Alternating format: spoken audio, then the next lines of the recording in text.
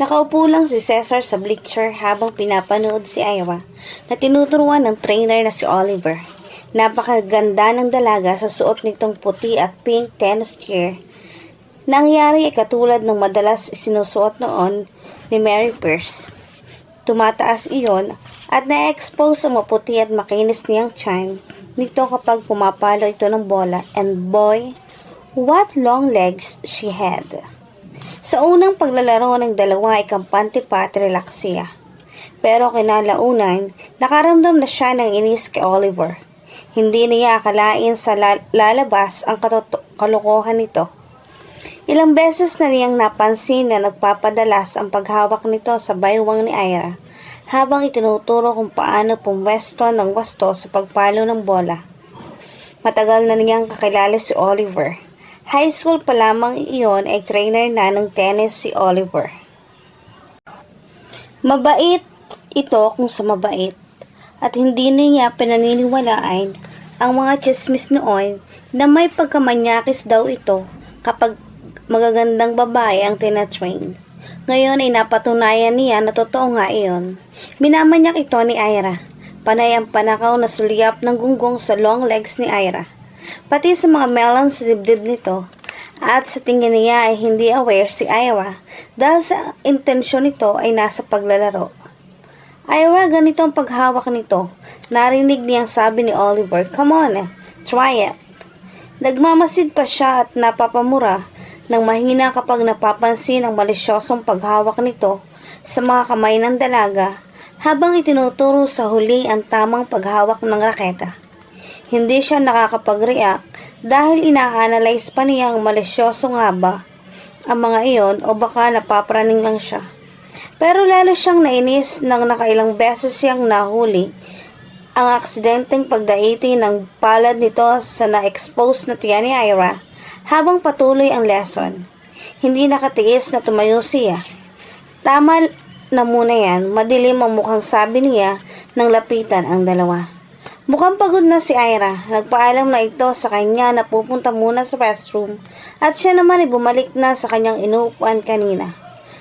Nakakunot no si Oliver nang lapitan siya. Mag-isang oras pa lamang kami, Cesar. 2 hours ang lesson, diba? Nabubwisit na tumayo siya. Ang likod kasi ng kamay mo sa katawan ni Ira. Prangkang sad ni, ha? Clueless na reaksyon nito. Dinuro niya ito. Kung winawalang hiya mong babaeng tinuturuan mo, pwes, wag mong gagawin kay Ira dahil ako mga kalaban mo.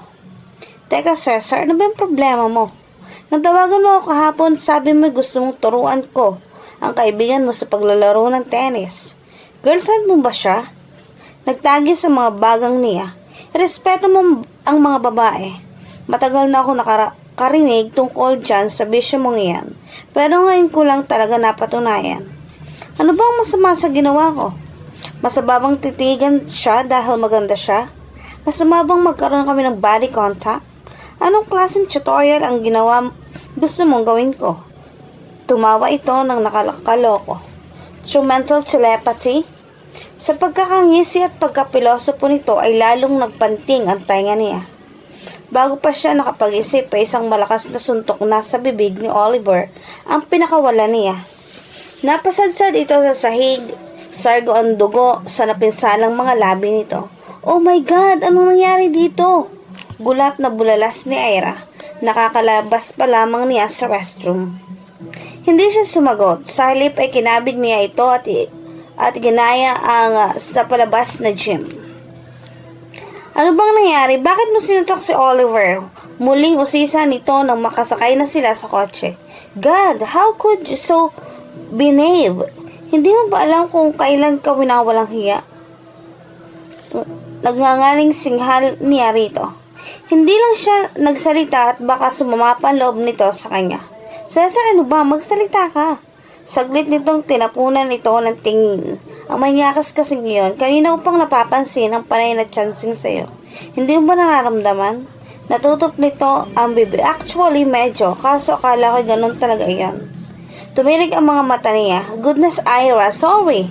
Hindi siya nakasagot. Paano kung resbakan ka niya? Kapag kuwan ang tanong nito, rumusbak siya kung gusto niya. Kahit pa magdemanda siya, wala akong pakialam. Bagay lang yon sa katulad niyang manyakis. Mas swerte siya at hindi ko siya dinali below the belt. Napailing na lang ito. Kukuha na lang uli ako ng bagong trainer.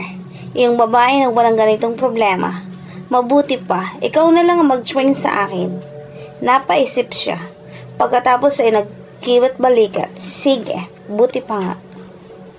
Nang sumunod na araw, nakita ni Ira ang kanang kamao ni Cesar na nababalutan ng bandage. Na magaba, nag-aalalang tanong nito. Sumimangot ito. Buwisit naman niya kayo, sobrang tigas ng nguso. Anyway, kalimutan na natin ang tarantadong iyon. Huwag na lang sana niyang ipakita ang pagmumukha niya sa akin kung ayaw niyang lagasin ko rin, pati mga ngipin niya. May gagawin ka ba ngayon? Wala naman. Manonood lang sana ako kay Jet Li movie sa DVD, pero parang tinatamad na ako. Bakit? Pupunta ako kay na Jet, baka gusto mo sumama. Mag-rehearse kami kasama si Simon at yung nakuha naming lead vocalist. Buo na ang banda namin na nagpe-perform pag nabuksan na yon, second floor ng grill. Sige, sama ako para naman makilala ko na rin sina Simon at Jed. Nagmamadaling sumakay na sila sa kotse. Na makaharap na mga kaibigan ni Cesar, mabilis na nakagaanan niya ng loob ang mga ito. Sabi ni Cesar, magaling ka raw magpiano. Sabi ni Jed. Nakaupo ito sa harap ng isang grand piano. Nakakatugtog, modest na tugon niya. Pahambol lang yang to Johnny Cesar. Parang pro kung dumali yan. Minamani niyan ang pagpapiano. Kung hindi nga lang masyado siyang ka-enjologs na dalawa, pwede sanang sumali si Ira sa banda. Sa keyboard siya. Pinatukan ito ni Simon. Gago, mas jologs ka. Well, at least, may nakahanda palang reliever si Jed. Natawa si Jed at ang ganda pa. Ang singer na si Owen, palibhasa bago pa lang sa grupo, ay medyo tahimik at tila mailap na nakisalamuha sa tatlo. Ito ang pinakabata sa grupo. Sa mismong bakuran ni na Jed nag-ensayo ang grupo. Nag-enjoy si Ira sa panonood sa mga ito. Lalo na kapag nag-aasaran ang mga ito. Natuklasan niya na si Cesar pala ang pinakapilyo sa barkada. Napapangiti siya. Kapag kasama pala nito ang mga kaibigan, mas taong-tao ito.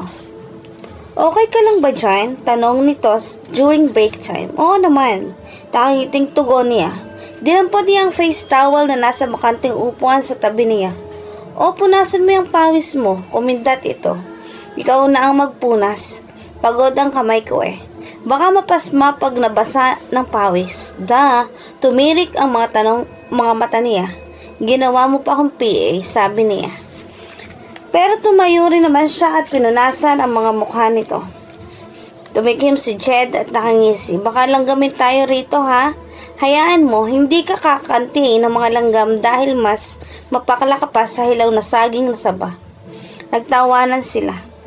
Bago siya inihatid ni Cesar sa bahay pagkatapos ng rehearsal, dinala muna siya nito sa Elianas para magmerienda.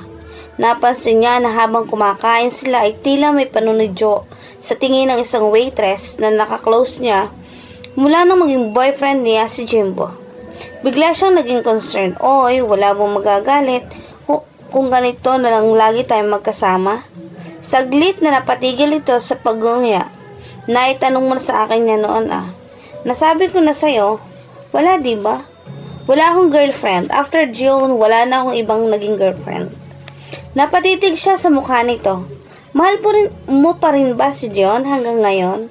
Kahit wala na kayo? Umiling ito. Minsan naalala ko siya, pero yun lang. Natanggap ko na ang mga nangyari sa amin. Tinasan siya nito ng kilay pagkatapos. Ikaw, mahal mo pa rin ba si Kuya Jimbo? Hindi agad siya nakasagot.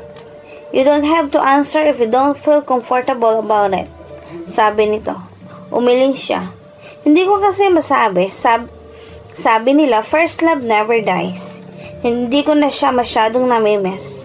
Pero masakit pa rin ang pag na-imagine ko yung ginawa niya sa akin. Tumangulang ito sa pinilit ng humiti. Let's finish our food para maihatid na kita. Gaya ng napagkasundan nila Ira at Cesar, ang binata mismo ang nag-tutor sa kanya ng tennis.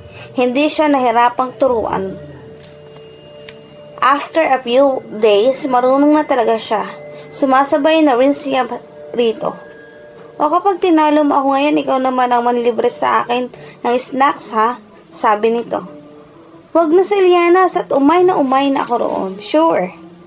Matapos sila ng unang set, talo si Ira. Sa ikalawa, talo pa rin siya. Sa ikatlo, halatang pinagbigyan siya ni Cesar. Kunwari ay hindi nito nahabol ang bola. Ang pinaka-highlight ng third set ay yung may sadsad sa court. Napa-effect nito para mas convincing, which didn't convince her at all. Okay na yan ha, sabi niya. Nasinagot lang nito ng bungismis. Tara na, pagod ng braso ko. Choking na lang tayo at parang pill kong maghalo-halo. Iniwan muna niya ito sa court para mag-refresh sa locker. Nakapagbihis na siya at nag-retouch na nang tumunog ang cellphone niya. Ang mama niya ang caller. Ma, napatawag ka. Kumusta? Okay lang ako anak. Nandito rin kami ngayon ni Richie sa bahay ng pinsan niya dito sa Burbank.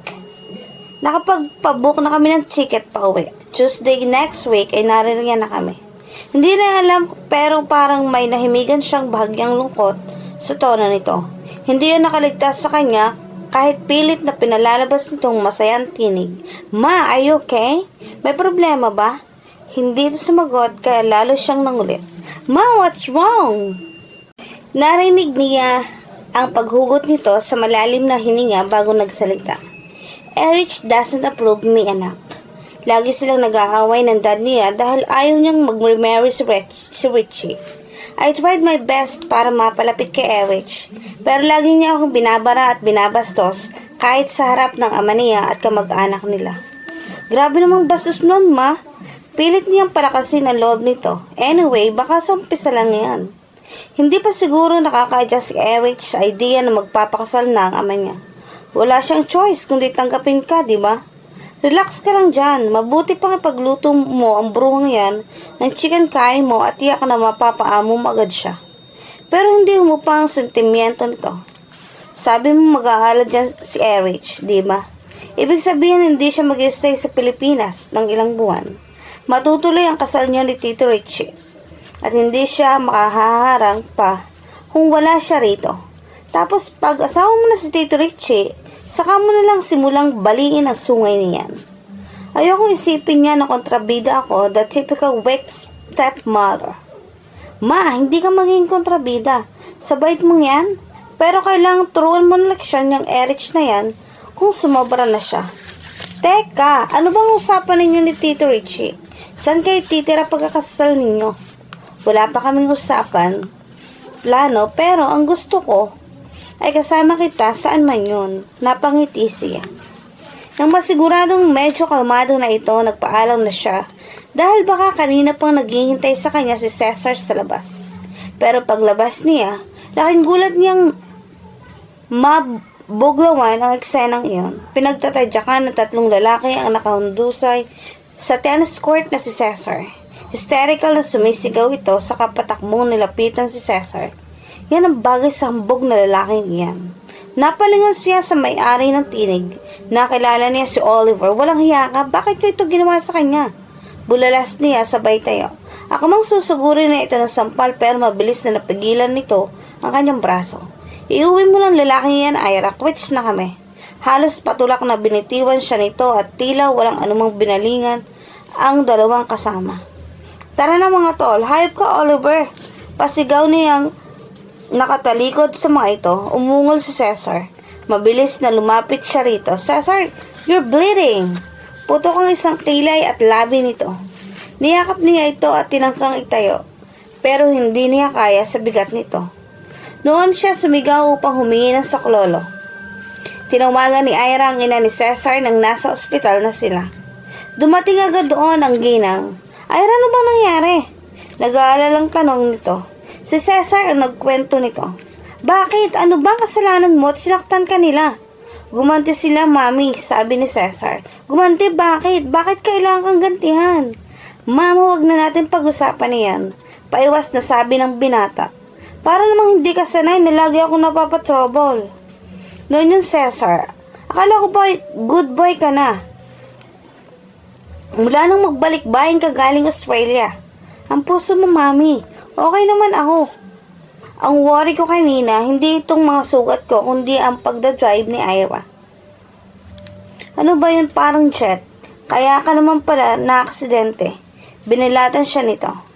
Paano kasi nataranta ko? Depensa niya. Duwang-duwang ka eh. Nag-stay pa noon ng 15 minutos ang ina nito. Nang masigurong okay ang kalagayan ng anak, nagpaalam na ito para bumalik sa bahay dahil may mga naiwan daw itong bisita roon. Iyan na nga ba sinasabi ko nung banatan mo si Oliver eh. Paninisin niya sa binata nang maiwan sila roon. Ayan ang napala mo. Pinisil nito ang baba niya at saka ngumisi ng makahulugan.